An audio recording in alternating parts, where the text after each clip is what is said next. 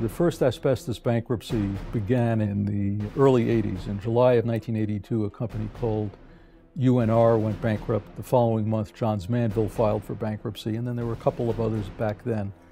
I've been involved in the litigation at the time. I was involved then and had to react to that major change in circumstances.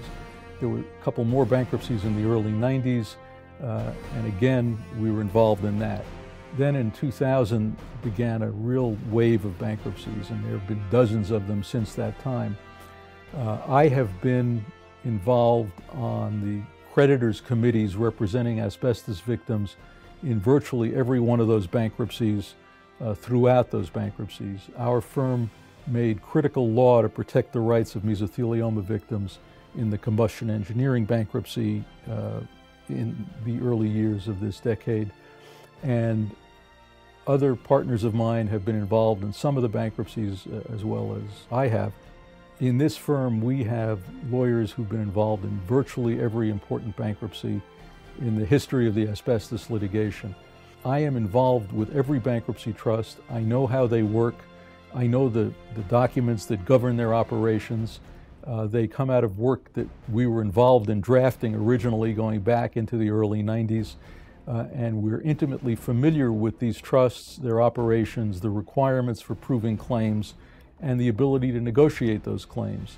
We do really well. I think we get values for our clients that are higher, well higher than average, and probably among the very highest in the country.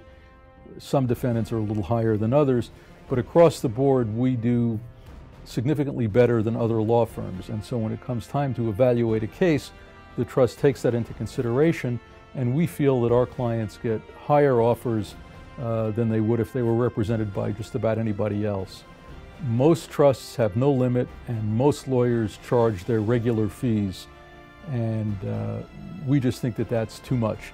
And so even though we could charge a third or 40% or even more, as some firms do, we voluntarily limit our attorney's fees on bankruptcy claims to the 25% that some courts have approved as a fair and appropriate fee in these cases. So we get better values than most, we charge less than most.